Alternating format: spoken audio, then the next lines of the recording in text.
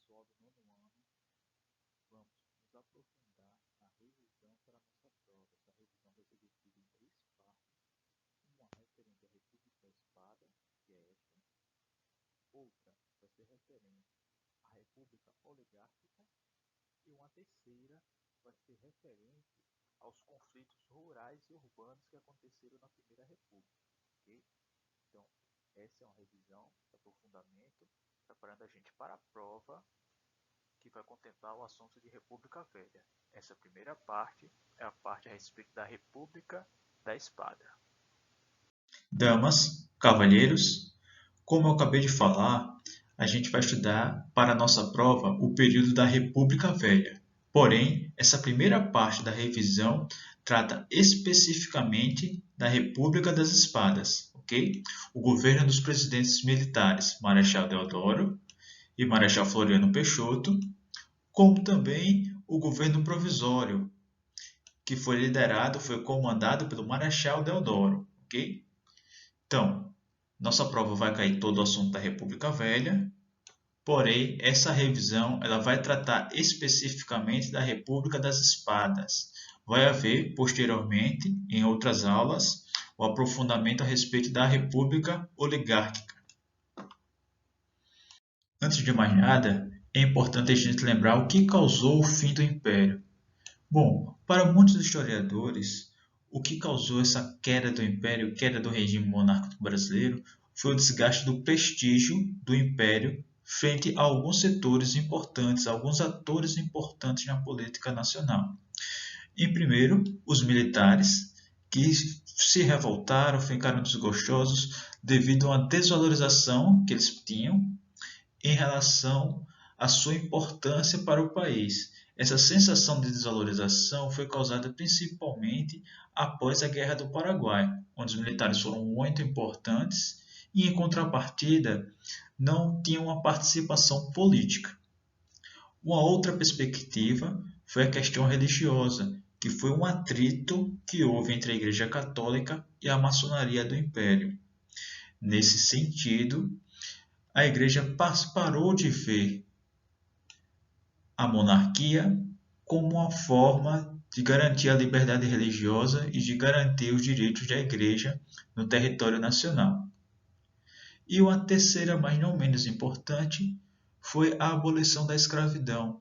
Essa afetou o apoio dos ruralistas, das grandes oligarquias do interior paulista, principalmente, e fez com que o Império perdesse o apoio dos grandes produtores agrários.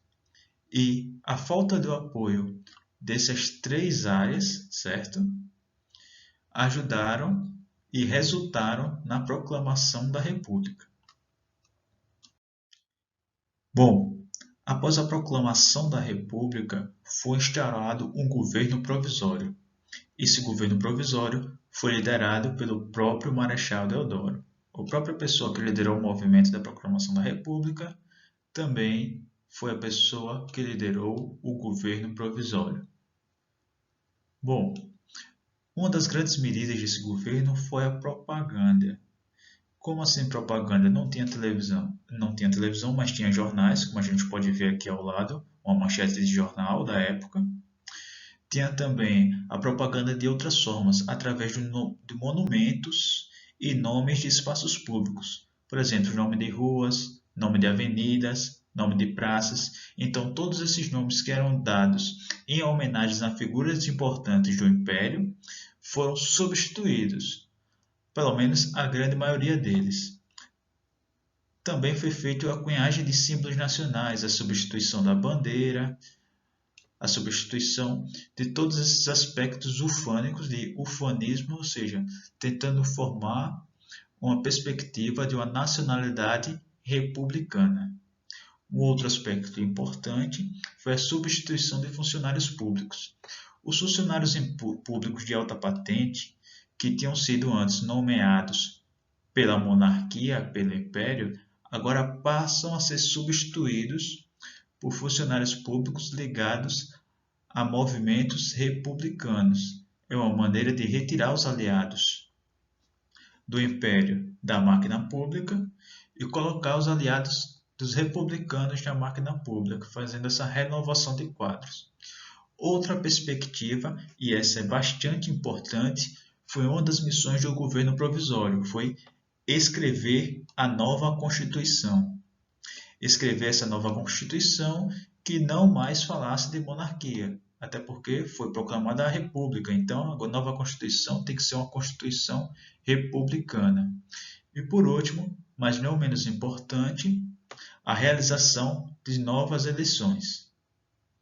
Bom, então temos essas características desse governo provisório. Primeiro, foi governado pelo Marechal Deodoro, que foi o líder do movimento que proclamou a República. Segundo, ele teve essa característica de propaganda, de mudança dos elementos simbólicos do Império para passar a ter elementos simbólicos da República.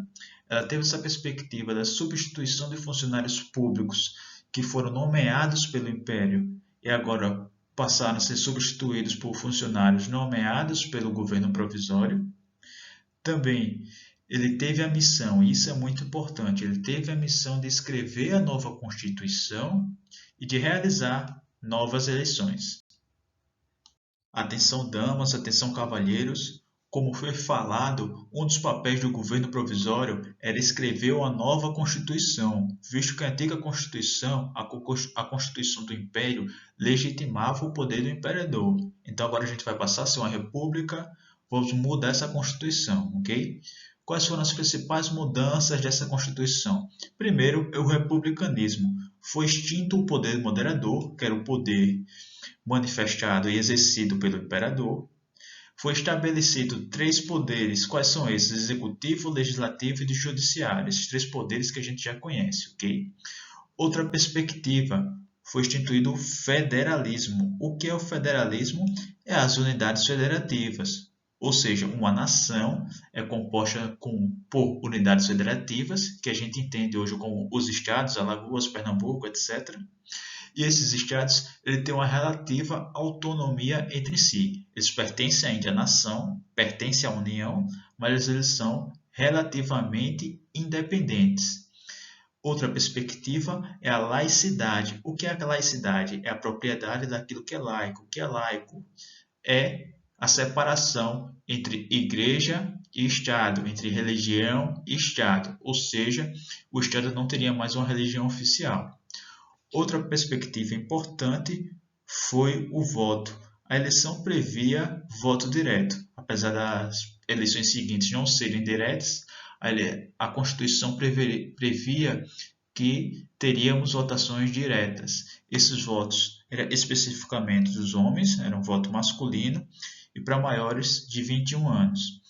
É importante salientar que essa Constituição foi muito inspirada na Constituição dos Estados Unidos, que era assim, vamos dizer assim, uma referência de país republicano, de país que tinha deixado de ser monarquia. Você pode ver nessa figura aqui ao lado, em específico, que o nome do nosso país era Estados Unidos do Brasil.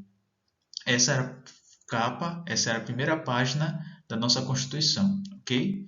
Um detalhezinho curioso era que o Brasil naquela época se escrevia com Z, era a grafia do português daquela época, está correto.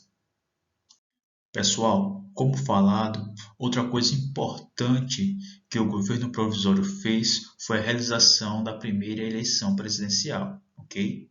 Então, o governo provisório teve 2 aspectos muito importantes, 2 missões muito importantes. Primeiro, fazer a nova Constituição, depois fazer uma nova eleição.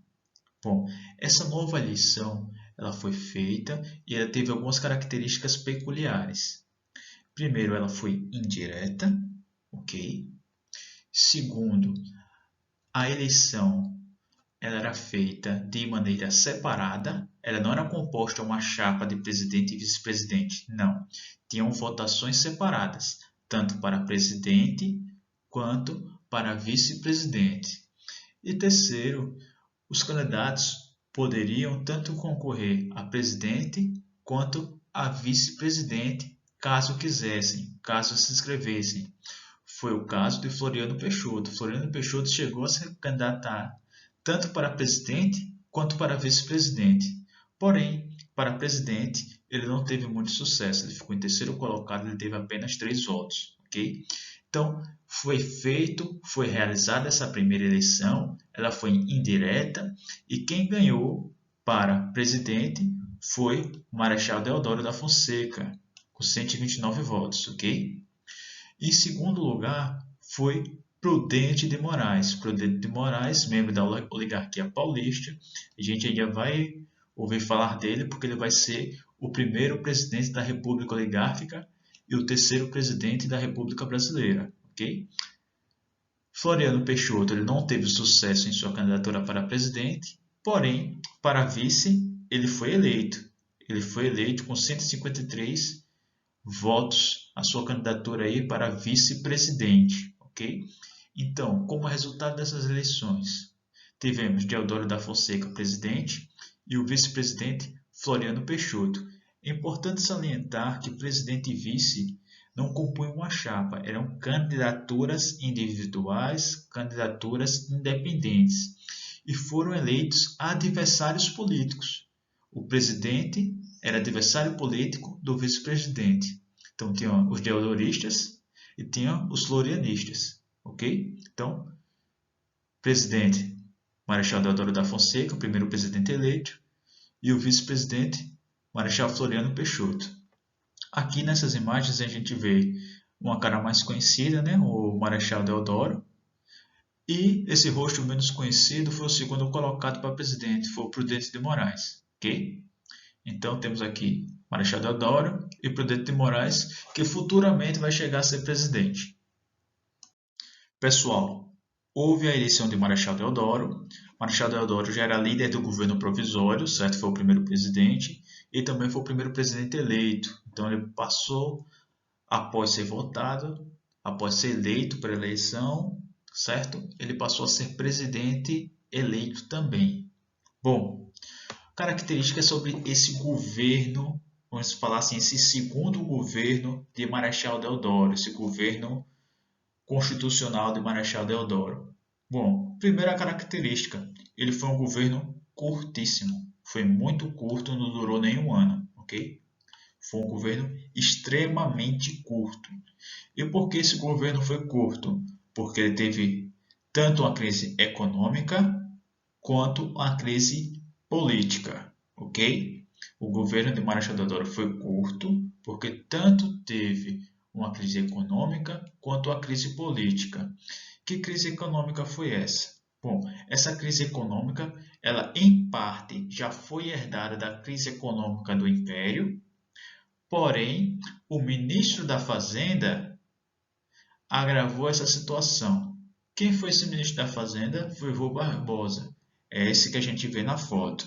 Ele teve aquela política que já foi explicada do encilhamento, aquela prática de imprimir dinheiro para fazer empréstimos às pessoas que pretendessem investir na industrialização do Brasil. Bom, essa política do encilhamento, essa de imprimir dinheiro para conceder empréstimos, ela gerou muita inflação. E esses empreendimentos, na prática, não aconteceram. Teve muitas empresas fraudulentas, empresas fantasmas, que apenas queriam esse dinheiro para fazer outras situações, sem investir na industrialização, ok? Então, essa perspectiva da política do Rui Barbosa, do encilhamento, ela foi desastrosa e agravou a crise econômica. Bom, com essa crise econômica, houve uma perspectiva do Congresso de tentar limitar os gastos do presidente, uma lei de responsabilidade fiscal, vamos dizer assim. Isso incomodou o Marechal Deodoro, que achava necessário ter dinheiro ou não ter limitação para os investimentos que eram necessários para o Brasil. Então, teve esse conflito. Resultado, Marechal Deodoro resolve fechar o Congresso, certo? Ele fecha o Congresso, isso agrava ainda mais a crise política, resultando na primeira revolta armada. O que foi a primeira revolta armada? Foi um movimento, principalmente de marinheiros, certo? A Marinha colocou encouraçado, colocou o navio na Baía de Guanabara e bombardeou a cidade do Rio de Janeiro até que Marechal Deodoro renunciasse. Então, essa foi a primeira revolta. Qual era o objetivo dessa primeira revolta armada? A renúncia de Marechal Deodoro. É importante salientar que, para a Constituição, naquela época, quando um presidente renunciava antes de ter completos 2 anos de poder, seriam feitas novas eleições. Ou seja, o objetivo principal da revolta armada era retirar Marechal Deodoro do poder e, com isso, produzir novas eleições. Com a saída de Marechal Deodoro, quem assumiu o poder foi o Marechal Floriano Peixoto. Não era o que era previsto pela Constituição. Devido ao Marechal Deodoro ter passado apenas 9 meses no poder, era previsto que houvesse novas eleições, né? Quando um presidente não passava mais de 2 anos no poder, ao ele renunciar, ou morrer, ou acabar saindo do cargo por qualquer motivo, seriam convocadas novas eleições. Era o que estava previsto na Constituição. Porém, Floriano Peixoto ele foi um grande articulista político e conseguiu juntar apoio o suficiente para que ele tomasse posse do cargo de presidente. Ou seja, ele foi um grande articulador político, não só militar, mas também político. Ele ficou conhecido como consolidador da República. Ele também ficou conhecido por ser implacável com seus inimigos, como o Marechal de Ferro. Ok? Bom, Marechal Floriano Peixoto ele conseguiu fazer diversas medidas econômicas para aumentar sua popularidade. Dentre elas, ele conseguiu congelar os preços dos aluguéis e dos itens básicos de sobrevivência, os itens básicos de alimentação, que a gente chamaria hoje de cesta básica. Ele conseguiu congelar esses preços. Okay? Isso deu a ele uma grande popularidade. Outra perspectiva importante, um fato que aconteceu durante o governo dele. Vocês se lembram que a primeira revolta armada ela queria que Marechal Deodoro renunciasse e, portanto, houvesse novas eleições. Mas não foi o que aconteceu. Quem assumiu o poder foi Floriano Peixoto. Então houve uma segunda revolta armada, querendo novas eleições. Dessa vez, o Marechal Floriano Peixoto, que estava no poder, não renunciou. Pelo contrário, ele combateu a revolta armada e essa revolta armada fugiu para o sul do país. Membros dessa revolta armada fugiram para o sul do país. Okay? Então ele foi vitorioso na luta contra a segunda revolta armada. Outra perspectiva importante, lembra que a segunda revolta armada, como eu acabei de falar, os membros dela fugiram para o sul do país. E lá no sul do país já estava um clima revoltoso também. Existia uma revolta federalista. Então, esses membros que saíram da segunda revolta armada se encontraram com o pessoal da revolta federalista e se uniram e estavam tomando conta das províncias, conta dos estados ali do sul. Marechal Floriano Peixoto foi implacável no combate dessa revolta federalista. Condenou seus inimigos políticos à morte por execução e acabou com todas essas perspectivas de revolta ou de destruição e descumprimento da Constituição por outros, certo? Ao ponto da cidade de Desterro passar a se chamar Florianópolis, certo? Ou seja, ele combateu seus inimigos que moravam naquela cidade ao ponto de só sobrar os aliados dele naquela cidade. E isso fez com que esses aliados o homenageassem, mudando o nome da cidade para Florianópolis, a cidade de Floriano. Ok? Então, Marechal Floriano Peixoto, o Marechal de Ferro, ele conseguiu combater com sucesso tanto a segunda revolta armada quanto a revolta federalista. Ok? Outra perspectiva importante, com o fim do seu governo, Parte do apoio do Marechal Floriano Peixoto, ou seja, as oligarquias paulistas, pararam de apoiar ele e apoiaram um outro candidato a presidente, Prudente de Moraes, aquele que a gente viu que concorreu com o Marechal Deodoro para presidente e ficou em segundo lugar. Bom, Prudente de Moraes ganhou essas eleições e isso marcou o fim da República das Espadas. Marcou o fim dos militares no poder aí na Primeira República, passando a ter presidentes civis. Na próxima aula, a gente vai estudar sobre a República Oligárquica. A gente vai revisar sobre a República Oligárquica. Então, quem tem dúvida, revê o vídeo mais de uma vez, veja quantas vezes for necessário, certo?